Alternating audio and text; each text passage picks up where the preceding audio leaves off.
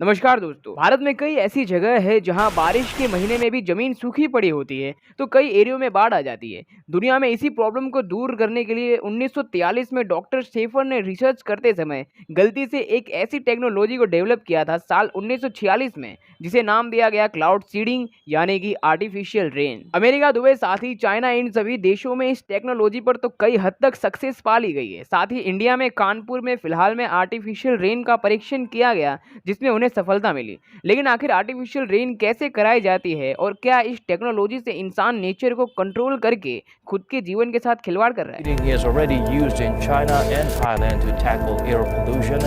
Particles into clouds that are not. That China has reportedly hacked the weather for a major. Artificial rain के concept को समझने के लिए सबसे पहले आपको समझना पड़ेगा कि आखिर बारिश होती कैसे है। सिंपल लैंग्वेज में अगर इसे हम समझे तो सूरज की गर्मी के कारण पानी वाष्प बन के ऊपर की ओर जाता है और आसमान में जितना ऊपर जाया जाए टेम्परेचर उतना ही ठंडा हो जाता है, जिसके कारण वाष्प भी ठंडा हो जाता है और ये क्लाउड्स में बदल जाता है और इसके आगे का प्रोसेस रेन होता है, यानी कि आसमान से पानी की बूंद के रूप में बारिश होने लगती है।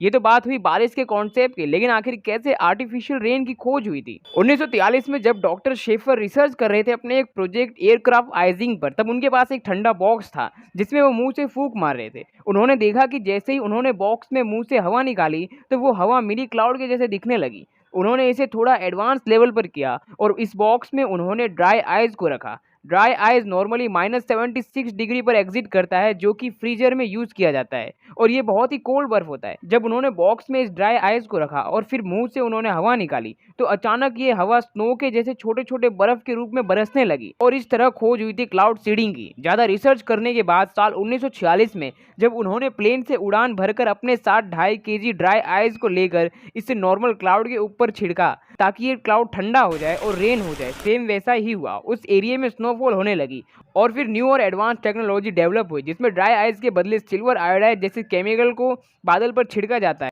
और इसके छिड़कने का प्रोसेस भी एकदम अलग है। आर्टिफिशियल रेन में वैसे तो 3 स्टेप होते हैं, लेकिन अगर आसमान में क्लाउड्स मौजूद होते हैं तो क्लाउड्स को सिर्फ एक ही स्टेप की मदद से आर्टिफिशियल रेन करवा सकते हैं। जिस एरिया में बारिश करवानी होती है उसके ऊपर प्लेन से ड्राई आइस या फिर सिल्वर आयोडाइड ले जाया जाता है और जिस साइड से हवा आ रही है उसके अपोजिट साइड से इसे छिड़का जाता है ताकि एक लार्ज एरिया में सिल्वर आयोडाइड क्लाउड्स पर फैल सके और इस केमिकल की मदद से कंडेंसेशन को बढ़ाया जाता है, यानी कि क्लाउड्स को ठंडा किया जाता है। और जब क्लाउड ज़्यादा ठंडे हो जाते हैं तो उसमें रहे ड्रॉप प्लेट्स भारी हो जाने के कारण पानी के रूप में बरसते हैं। इंडिया में भी इस प्रोजेक्ट पर सफलता पा ली गई है, लेकिन ये प्रोजेक्ट बहुत ही खर्चीला है। साथ ही इस प्रकार से आर्टिफिशियल रेन करवा सकते हैं, लेकिन साइंटिस्ट का ऐसा कहना है कि आर्टिफिशियल रेन करवाने के कारण सॉइल और वाटर पोल्यूशन बहुत हद तक बढ़ जाएगा, जिसके कारण आने वाले टाइम में पोल्यूशन ज़्यादा बढ़ सकता है। आर्टिफिशियल रेन ये बहुत ही महंगा प्रोसेस है। लगभग 1 स्क्वायर फुट में अगर आपको रेन करवानी है तो इसका 15,000 रुपया तक का खर्चा आता है।